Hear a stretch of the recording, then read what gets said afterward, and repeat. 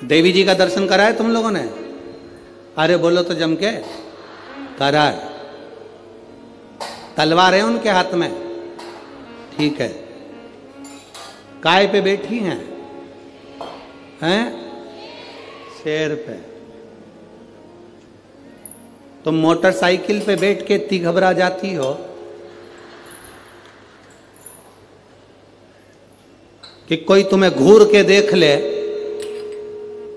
तो तुम्हारी आंख में आंसू आ जाता है।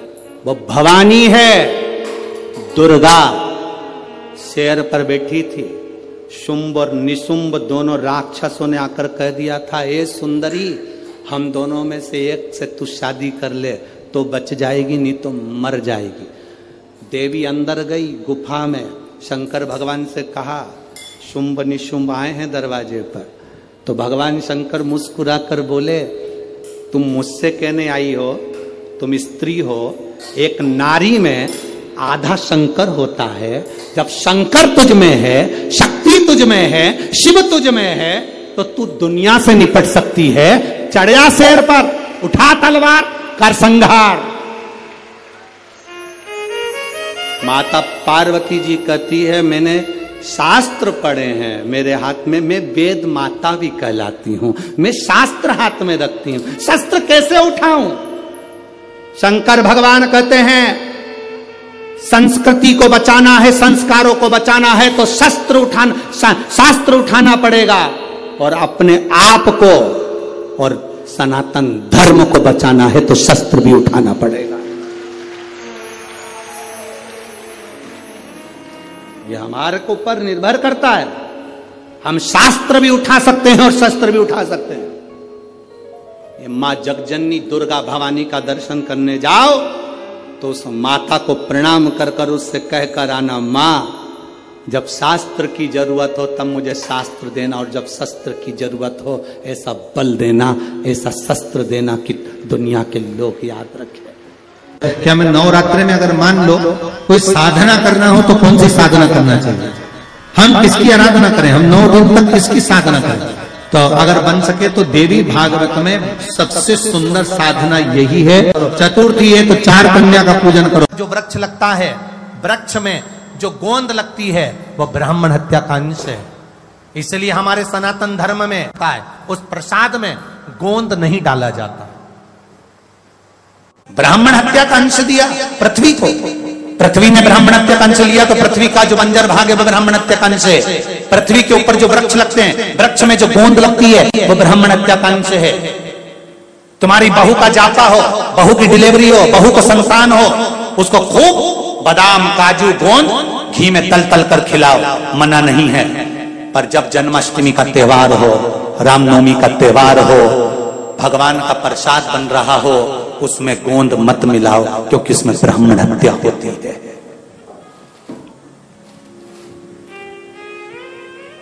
उसमें ब्राह्मण हत्या होती है।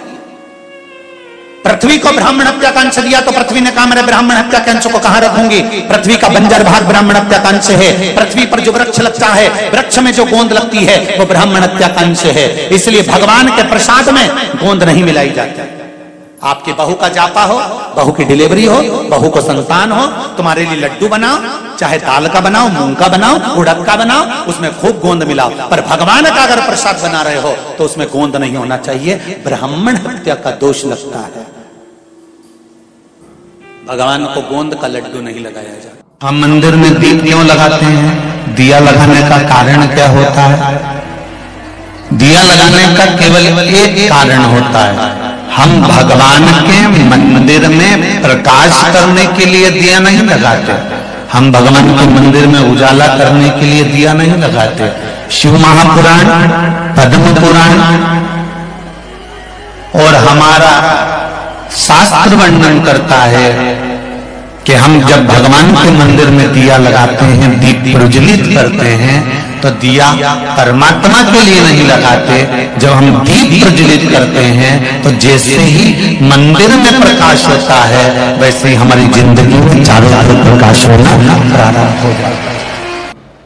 मां जगज्जननी, मां अंबा, मां जगज्जननी दुर्गा भवानी, अष्टभुजा धात्री मां दुर्गा, मां भवानी, मां देवी, अगर शिव जी को प्राप्त करने के लिए कोई व्रत कर रही हैं, शंकर भगवान को प्राप्त करने के लिए कोई साधना कर रही हैं, भगवान को पाने के लिए कोई उपास कर रही हैं, यहां तक शिव महापुराण की कथा कहती है कि उन्होंने भोजन त्याग दिया था, जल त्याग दिया था, फल त्याग दिया था।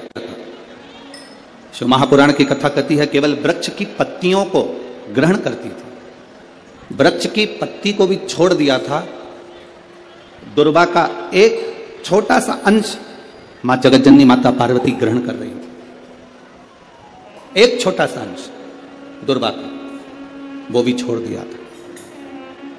पत्ती छोड़ दी, दुर्वा खाना छोड़ दिया, फल खाना छोड़ दिया, भोजन करना छोड़ दिया, जल पीना छोड़ दिया। तब माता पार्वती केवल वायु का ही पान करती थी, केवल वायु का पान करती थी। समय ऐसा आया कि माता पार्वती जी ने वायु का पान भी नासिका की एक स्वर से करना प्रारंभ किया। देवादिदेव महादेव पार्वती जी के सम्मुख में प्रकट हुआ और शिवजी ने पार्वती को वर प्रदान किया। शंकर जी कहते हैं, सुनो पार्वती, तुमने मेरी आराधना करी है, तुमने मेरी साधना करी है, मेरी साधना इतनी बलवान तुमने करी है कि तुम्हारी शक्ति प्रबल हो गई। बाबा देवादिदेव महादेव की कथा को अगर आपने ये शिव और शक्ति के इस नवरात्रे के अवसर पर दिल से सुन लिया तो निश्चित है आपकी झोली खाली नहीं रहेगी, मेरा देवादिदेव महादेव भर कर ही रहेगा। मां पार्वती जी को देते हैं भगवान देवादिदेव महादेव, जो नारी, जो पुरुष, कोई बेटी, कोई बेटा, जो नारी, जो पुरुष, संत, साधु, महात्मा, सन्यासी, त्यागी, बैरागी, कोई बालक, कोई बुजुर्ग, जब भी किसी व्रत को धारण करेगा, कोई भी व्रत हमने अपनी जिंदगी में उठा लिया, कोई व्रत धारण करेगा तो शंकर भगवान कहते हैं उस व्रत को पूर्ण करने की शक्ति, बल पार्वती तुम और मैं, शिव और शक्ति दोनों प्रदान करेंगे। जब भी कोई व्रत उठे, दो वचन दिए थे माता पार्वती जी को भगवान शिव ने, एक शिव और शक्ति का बल देना और दूसरा वचन देवादिदेव महादेव ने माता पार्वती को दूसरा वचन, दूसरा वर दिया था, पार्वती सुन, संसार में रहने वाली नारी, पुरुष, बच्चे, बूढ़े, इस मृत्यु लोक में जो रह रहा है, संसार में अगर उसके जीवन में कभी दुख की एक घड़ी भी आई है तो उसके कर्म से आई है। उसने जो पूर्व में कर्म किया होगा उसके अनुसार उसको एक दुख की घड़ी में भोगना पड़ा है। पर उस दुख की घड़ी में पार्वती, अगर उसने भूलवश भी मुझे याद किया, शंकर कहते हैं मैं उसी क्षण उसके दुख को मिटाने के लिए संसार सागर में पहुंच जाऊंगा। मैं वचन देता हूं। ये माता पार्वती जी को शिव जी ने दो वचन दिए। पार्वती, एक शिव और शक्ति का बल व्रत, उपास, साधना, तप करने वाले को मिलता है। नवरात्र का व्रत करने वाले कई लोग नंगे पैर चलते हैं, कई लोग एक समय दूध लेते हैं, कोई कहता है कि मैं लौंग पर व्रत करता हूं, कोई अपने शरीर पर जवारे वो लेता है, कोई कुछ नियम धारण करता है, कोई कुछ नियम धारण करता है। सारे नियम, व्रत, साधना, तप जितने लोग करते हैं, घबराने की जरूरत नहीं। ये बल तुम्हें जो देता है वो शिव देते हैं, वो भगवान शंकर शक्ति के साथ देते हैं।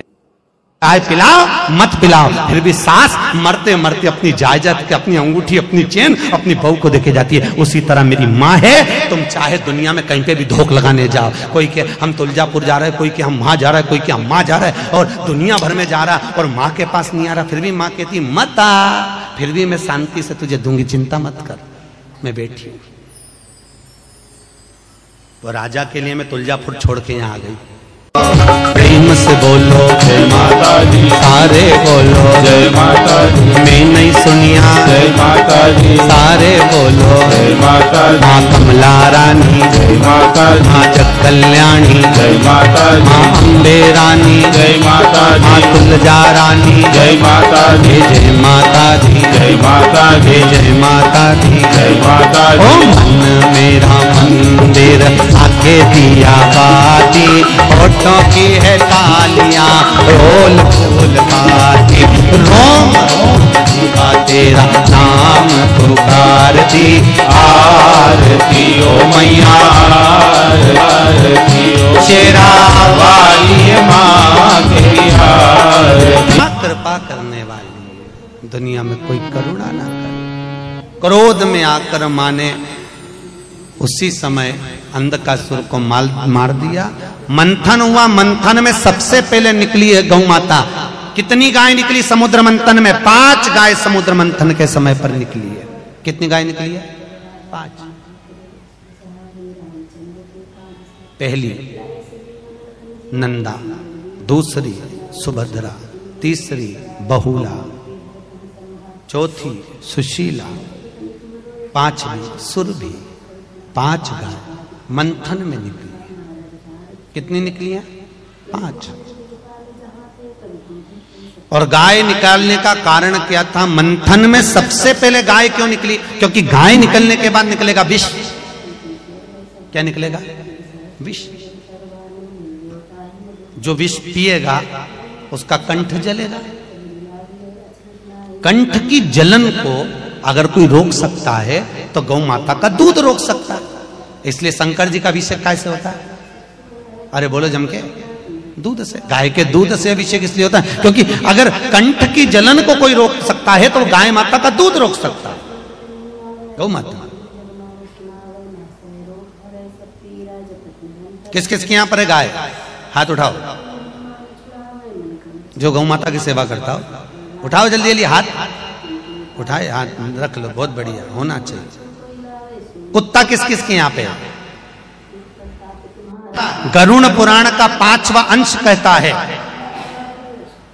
गरुड़ पुराण का 5वां अंश कहता है कि कुत्ते की योनि नीचे से चौथे नंबर की है और गौ माता की योनि 84 लाख भी योनि है, उसके बाद मनुष्य की योनि। कुत्ते की सेवा करते करते मर जाओगे तो क्या बन जाओगे वापिस? कुत्ता।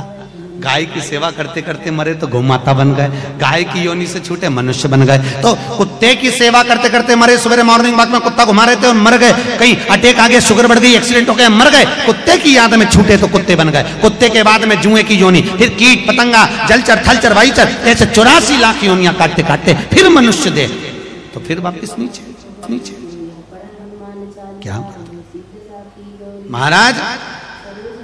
5 गाय प्रकट हुई जिसका दूध निकले तो शंकर का अभिषेक हो। फिर बाद में निकला विष निकला। अब विष को दे तो दे किसको? भगवान विष प्रदान किसको किया जाए? विष किसको दिया जाए? किसको दिया था विष? है जम के बोलो। शंकर भगवान। जो अमृत पीते हैं वो देव कहलाते हैं, जो विष पीता है वो महादेव कहलाता है। विष पीने वाला। मनवृत्ति को परमात्मा की कथा में लगाना, मनवृत्ति को परमात्मा तक लेकर जाना सबसे ज्यादा कठिन है।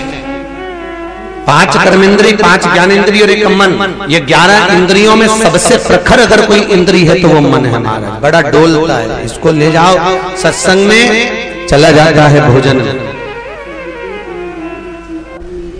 एक दिन लक्ष्मी जी ने भगवान नारायण से आखिर रोक कर कह दिया, प्रभु। भगवान बोले बोलो देखो जरा। वो रोज प्रतिदिन शाम के समय घूमने निकल जाता है और एक तुम कभी हम कहीं लेके ही नहीं जाते। भगवान नारायण बोले चल तू अब भी उठ, अभी उठ, चल चल। लक्ष्मी जी बोली यारी तैयार हो गए। और जो लक्ष्मी जी तैयार होने गई, ऐसा श्रृंगार करने माता लक्ष्मी गई कि श्रृंगार करने में लक्ष्मी को जब तैयार होने बैठी तब तक जब बाहर निकल के आई अंधेरा हो गया। अंधेरा हो गया तो भगवान विष्णु लक्ष्मी से बोले अब तो शाम हो गई, अब क्या करेंगे जाकर? तो लक्ष्मी जी बोली पर एक बात बताओ, अपने को तो शाम हो गई पर ये तो दोनों रोज जाते हैं, तो क्या पार्वती तैयार नहीं होती? क्यों होती होगी? तो ये दोनों चले जाते हैं। मुझे तो कितना समय लगा बैकुंठ के 8 दरवाजों में ताला लगाना, 24 खिड़कियों में ताला लगाना, दरवाजा बंद करना, तब जाकर बाहर निकल के तुम्हारे साथ घूमने जाना। तो इनकी यहाँ ताला वाला लगाते नहीं क्या? तो भगवान विष्णु बोले कुछ हो तो लगाए। तो लक्ष्मी जी बोली इनके घर में कुछ भी नहीं है कि थोड़ा बहुत अगर सामान भी है तो ताला लगाने की जरूरत ही नहीं है। गले में से उतार के एक बब्बा को छोड़ के चले जाता। किसी के बाप में दम तो घुस के बता, कोई घुसे तो सही। तुम्हारा तो काम ही नहीं ताला चाबी का। को 4 बजे से लेकर 7 बजे के बीच में शंकर और पार्वती के भ्रमण का समय रहता है। मेरे देवाधिदेव महादेव और माता पार्वती के भ्रमण का समय। भगवान शंकर पार्वती घूमने को निकले। इसलिए हमारा सनातन धर्म कहता है शाम के समय पर माताओं को झाड़ू नहीं लगाना चाहिए। शाम के समय पर माताओं को चूड़ी बिछिया नहीं बदलना चाहिए। शाम के समय पर माताओं को मांग में सिंदूरा नहीं भरना चाहिए। शाम के समय पर माताओं को बाल नहीं बांधना चाहिए। शाम के समय पर माताओं को चौखट पर नहीं बैठना चाहिए। उसका कारण क्या है? क्योंकि पार्वती जी ने भगवान भोलेनाथ जी से कहा था कि तुम मुझे रोज शाम के समय प्रदोष काल में भ्रमण के लिए लेकर जाते हो, मेरे लिए आज्ञा क्या है? शंकर भगवान ने कहा, सुनो पार्वती, मंदिर के अंदर नंदी रहता है। जाने वाला यात्री जब मंदिर में मेरा दर्शन करने आता है तो नंदी के कानों में कहकर जाता है कि शिव जी को मेरे यहाँ लेकर आना। मैं नंदी के अनुसार उनके घर जाता हूँ। मेरा काम है उनका कल्याण करना और तेरा काम है उनके घर की नारी को अखंड सौभाग्यवती का वर प्रदान करना। ये तेरा काम है। तब पार्वती माता ने कहा, अखंड सौभाग्यवती होने का वर मैं तो दे दूंगी, पर उस समय पर माताएं चूड़ी बदल रही होगी और हाथ से चूड़ी निकाल रही होगी, तुम्हें वर कैसे दे सकती हूँ? मांग भर रही होगी, तुम्हें वर कैसे दे सकती हूँ? उस समय पर चूड़ी बिछिया बदला जा रहा होगा, तुम्हें वर कैसे दे सकती हूँ? उस समय पर झाड़ू लग रही होगी, तो मैं लक्ष्मी को वहां कैसे भेज सकती हूँ? आप बताओ। तो शंकर भगवान ने कहा, प्रदोष का समय एक ऐसा समय होता है, शाम का समय ऐसा होता है जिस समय पर केवल शंकर और पार्वती की आराधना का समय होता है। हम तो कई लोगों से कहते हैं, अगर आपके यहाँ संपदा नहीं आ रही है, बहुत मेहनत कर रहे हो, फल नहीं मिल रहा, कहीं नौकरी, कहीं सर्विस या कहीं व्यापार या व्यवसाय में कहीं तकलीफ आ रही है, हम सबसे कहते हैं शाम का समय पकड़ लो, शंकर जी के मंदिर में दिया लगाना प्रारंभ करो। शिव मंदिर में अगर दिया नहीं लगा रहे हो तो बेलपत्री के पेड़ के नीचे दिया लगा। बेलपत्री और शंकर जी के मंदिर में दिया नहीं लगा रहे तो शंकर जी के मंदिर के बाहर चौखट पर दिया लगा। इतना भी नहीं कर सकते तो अपने घर के बाहर अपने द्वार पर दिया लगा दो। बृहस्पति महाराज ने कहा कि शाम का समय जो प्रदोष का समय होता है, उस समय पर इंद्रदेव तुम शंकर जी की आराधना करो। शिव आराधना से शंकर जी जो मार्ग प्रशस्त करेंगे, शिव आराधना से जो शंकर जी कहेंगे वो तुम करना। ठीक है, आराधना करी बाबा भोलेनाथ जी। मालूम नहीं था इंद्रदेव को। बृहस्पति महाराज ने प्रदोष की महत्वता समझाई तो प्रदोष का समय जानकर शंकर जी पर 7 बेलपत्र प्रदोष के दिन इंद्र ने समर्पित कर दी बिना सोचे। कितनी बेलपत्र? 7। प्रदोष का व्रत करो चाहे ना करो, मंदिर में चढ़ी हुई बेलपत्र को उठा लो,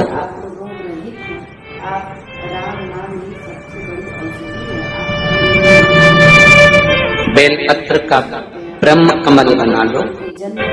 ब्रह्म कमल का मतलब होता है डंडी बीच में रहे, आसपास पत्तियां रहे। 7 पत्ती का ब्रह्म कमल बनाकर, जैसे ये तो इसको फैलाइए, 7 पत्ती ब्रह्म कमल बनाए। प्रदोष का व्रत करें ना करें, जरूरी नहीं है कि वृक्ष से ही पत्ती लेकर आओगे तो ही शंकर जी को चढ़ाओगे। शिव जी पे से चढ़ी हुई उठाकर धोकर ब्रह्म कमल बनाकर बाबा से विनय कर कर बेलपत्री समर्पित करने पर ही प्रदान कर देता है। शिव मंदिर में जाइए, पहले दिन 9 फूल कमल के हों, जो मिल जाए, परंतु एक जैसे फूल होना चाहिए। ये नहीं कि आज तुमने गुलाब का चढ़ाया, कल कमल का चढ़ा दिया, परसों गेंदा का चढ़ा दिया, नरसों चमेली का चढ़ा दिया, फिर रात रानी का चढ़ा दिया। ऐसे फूल ना चढ़ाए, एक जैसे फूल 9 दिवस तक। सीते, हे जानकी, हे पुत्री, शिव मंदिर में जाकर अपने पति का स्मरण कर कर, कार्य का स्मरण कर कर 9 फूल प्रथम दिन घी का दिया लगाकर आप भगवान शंकर को कामना कर कर समर्पित करती हो। दूसरे दिन वही फूल दुगने हो जाना चाहिए, 18। तीसरे दिन फिर 9 जोड़ लो, 27। कुंदकेश्वर महादेव का ही वर्णन किया गया। जिन बेटों की कोई 30 साल का हो गया, 35 साल का हो गया, 42 साल का हो गया, विवाह नहीं हो रहा, लड़की 35-36 साल की हो गई, 40 वर्ष की हो गई, 27 साल की हो गई, विवाह नहीं हो रहा, बहुत चिंता में हो, बहुत टेंशन में हो, तो शास्त्र कहता है, हमारा शिव महापुराण का कथा वर्णन करती है, हाथ में 2 लोटा जल, 2 लोटे जल लीजिए और दोनों लोटे जल से शंकर भगवान को, जिस लड़का लड़की का विवाह नहीं हो रहा उसी का हाथ से शिवलिंग पर दोनों लोटा जल आधी आधी मात्रा में चढ़ाइए, मतलब थोड़ा थोड़ा जल कुंदकेश्वर महादेव के नाम से चढ़ाइए। वही जल लेकर जाइए और बेलपत्र के वृक्ष के नीचे उसी जल से 7 धार, पेड़ की परिक्रमा करते हुए 7 परिक्रमा उसी जल से, दोनों लोटे जल से 7 परिक्रमा कुंदकेश्वर महादेव के नाम से करवा दीजिए। उसका विवाह होकर ही रहेगा, निश्चितता में विवाह।